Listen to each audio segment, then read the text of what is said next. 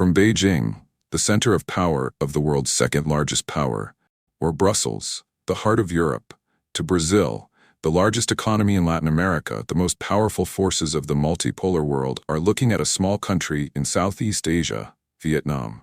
2025 will continue to be a busy diplomatic year for Vietnam, while European leaders and the president of Brazil have planned to visit the S-shaped country.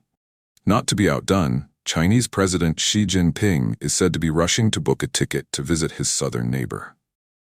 When U.S. President Donald Trump has made moves that have shaken up the global landscape after only 2 months in office, why are all the world's powers paying so much attention to Vietnam? Let's join Ki Huyen Insights to explain the importance of Vietnam on the global geostrategic chessboard and see how Hanoi is dancing in the overlapping relationship between the two powers.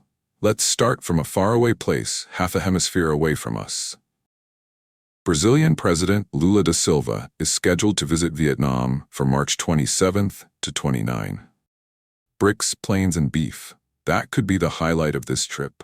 Despite the distance, the relationship between Vietnam and the largest country in South America and Latin America is closer than you think.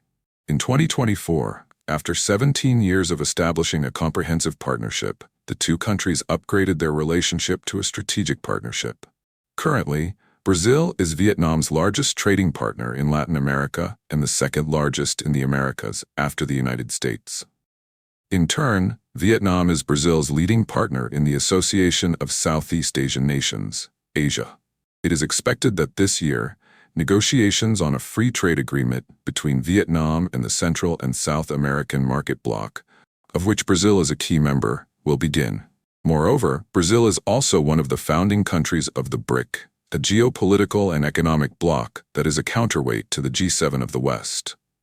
With these foundations, there is no doubt that President da Silva will want to expand cooperation with Vietnam in all important areas. According to some sources, the business delegation accompanying Mr. Lula may include representatives of aircraft manufacturer Embraer and food group GBS. The two companies are interested in cooperation opportunities in Vietnam.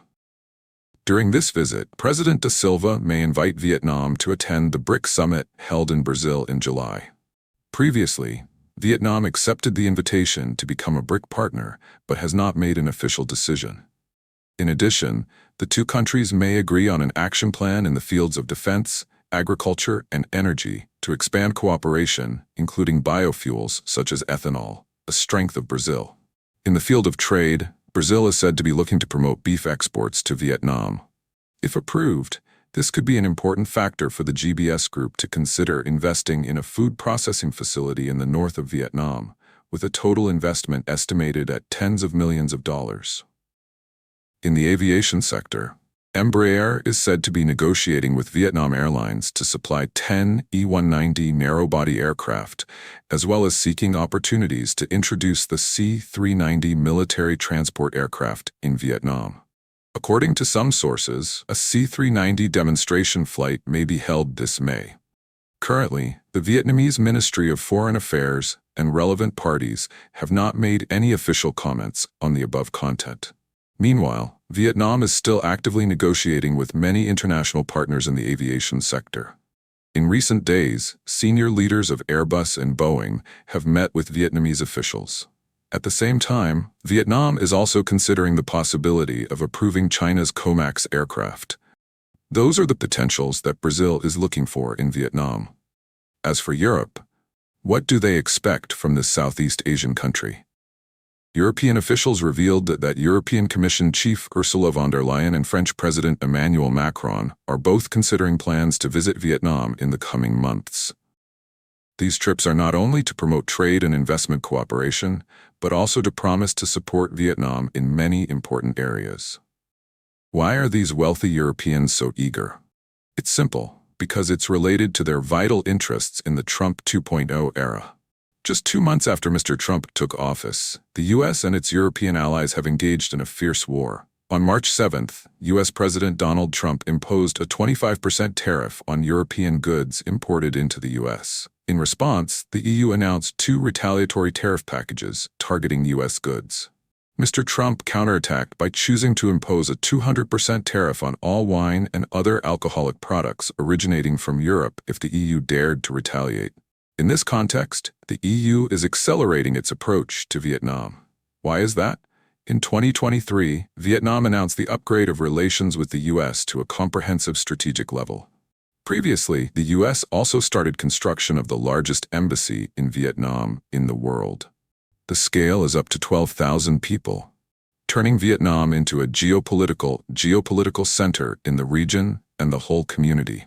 The above moves are considered unprecedented in Vietnam's foreign relations. That is the motivation for Ms. von der Leyen to send a video message to the ASEAN summit in Hanoi, emphasizing that the wave of tariffs and export controls is increasing.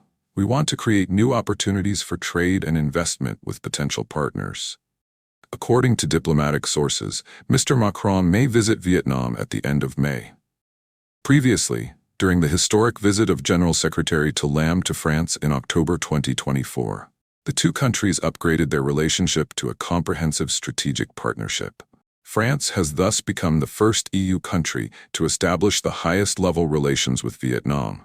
Meanwhile, Ms. von der Leyen may arrive earlier to officially upgrade relations between the two sides. In addition, EU Trade Commissioner Maros Sefcovic is expected to visit Vietnam in April, ahead of the two leaders. With the Vietnam-EU EVFTA free trade agreement already in effect, the EU is currently Vietnam's third-largest export market, with exports from Vietnam reaching $52 billion last year. This figure is still less than half that of the US. However, if Washington imposes tariffs, Vietnam may boost exports to Europe as an alternative. In addition to trade, European businesses are also eyeing the Vietnamese market with new investment opportunities. Vietnam is increasing public spending on infrastructure, especially large railway projects, an area where many European companies are competing for contracts.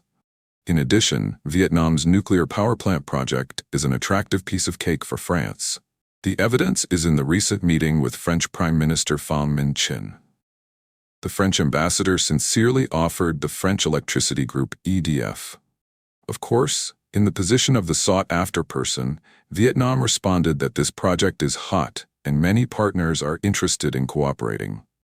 Vietnam will prioritize choosing partners if they commit to transferring technology with the Vietnamese investor in the process of developing the nuclear power project. I have reminded you so you guys can consider it. In terms of development cooperation, Europe is also looking to fill the gap left by the Trump administration when it cuts foreign aid.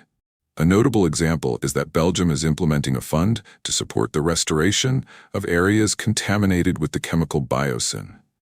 The Belgian ambassador to Vietnam said that this plan is to turn contaminated lands into profitable industrial zones that both overcome the consequences of war and promote economic development.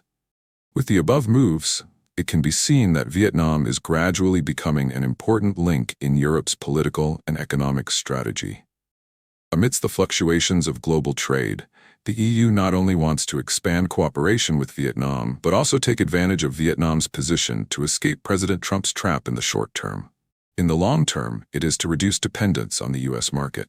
With such a bustling market, how can there be a lack of important players from Beijing? Japanese news agency Kyodo quoted sources from Southeast Asian governments as saying, President Xi Jinping is planning to visit Vietnam, Malaysia, and Cambodia in mid-April. Xi's decision was made in the context of the US-China trade war heating up every day. Xi wants to strengthen relations with Southeast Asian countries to reduce US influence in one of the most dynamic regions in the world. If it becomes true, this will be the second time Xi Jinping has visited Vietnam in 16 months.